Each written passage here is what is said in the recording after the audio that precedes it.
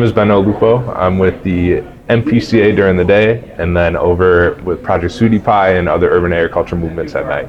All right, amazing. Yeah. So tell me, you obviously have a lot of connections to agriculture. What does that look like to you in your day-to-day life?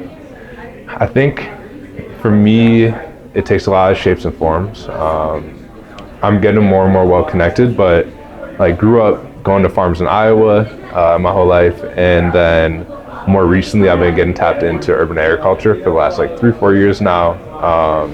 Community organized in South Minneapolis, and ever since then haven't looked back.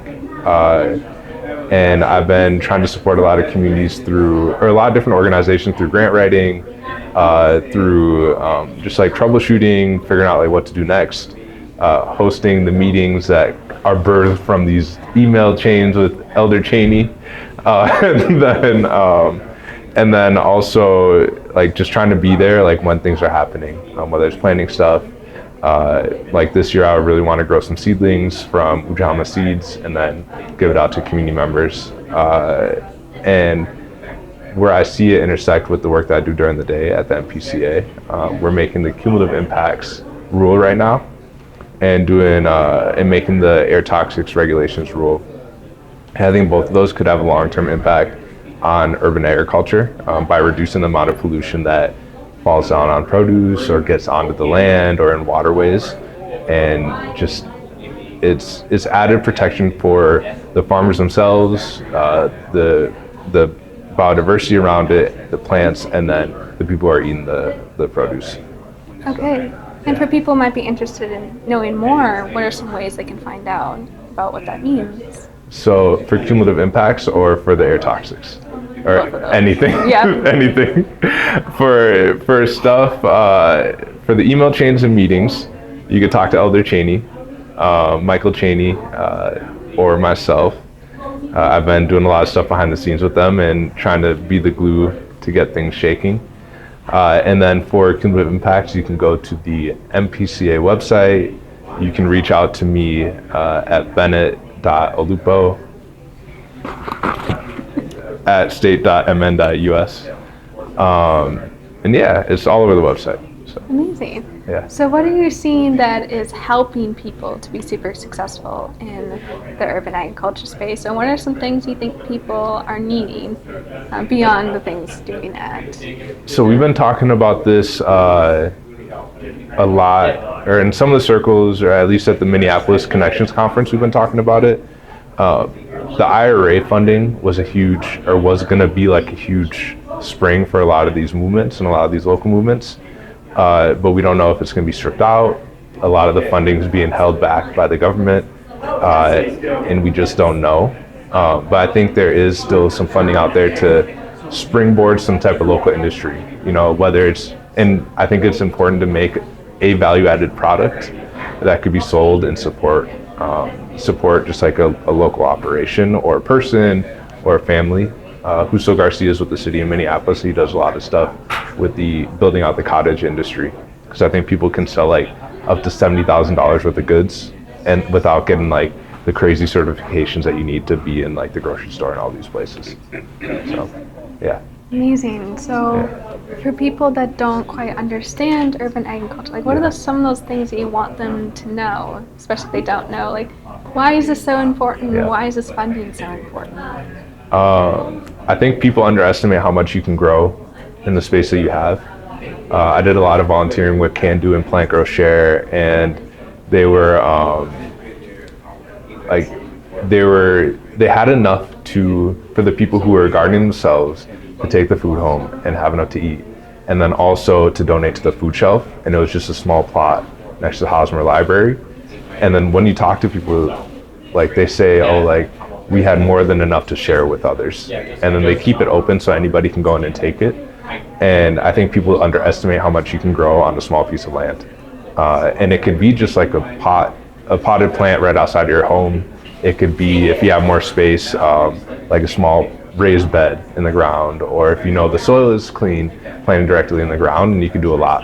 You can just do a lot, and that's why I think it's important. It increases biodiversity, whether it's insects, whether it's the plants. A lot of times it's way better than having an impervious surface. I don't know, there's so many benefits to it. Yeah. All right. Do you have any extra questions you'd like to add? Yes, I do. Yeah. Go right ahead. So, real quick, as you're doing work with Elder Cheney and Project Sweetie Pie, and I'm sure you're becoming familiar with the ecosystem of urban ag. What do you think are some of the things that are necessary across governmental into the community-led initiatives that could help build a resilient infrastructure for urban ag? So I think to build looking back, it's like a chicken and the egg, because a lot of organizations are starting and they may not have $50,000 in their coffers to execute the $50,000 grant because of the reimbursement methods. I know some government agencies are piloting a project where they are not doing the reimbursement, where they're saying, here's the money, go into your project, and then keep track of what you're spending, and then report back. I think that's something that could go a long ways. And then the key is to figure out a way where these organizations can produce something where they can be self-sustainable after a little bit. And like, everybody's doing all this great stuff, but we can just be better connected, and I think that's a big movement that's going on right now. Yeah, so I agree with that as far as the interconnectivity and the need for that. And in order to aggregate, what's grown and what's produced, and also giving it a market or supply chain destination is critical. So, but also this sometimes becomes a challenge or a threat to rural agriculture. Or perceived. How can rural ag and urban ag coexist in a localized and regional food system? That's something that I've been thinking about a lot, because that's a big question. But and I don't know with the funding, because with these the tariffs are going to drive up the prices of, like, I don't know, will China buy it? Will farmers be able to still in rural areas be able to sell what they've been selling? I heard sorghum with USAID is going to be impacted. So what's going to happen? And then with the corporatization of a lot of the rural areas and the people buying up a lot of land and having like these crazy tractors that can do everything, a lot of the small communities are falling apart. And that used to be a place where the produce can go to the people that are living, and they may not have their full garden. So it wasn't necessarily competing.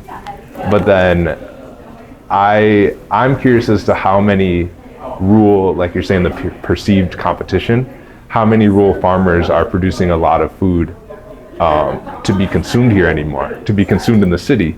Because that's what a lot of it is going to other places, and it's not staying here.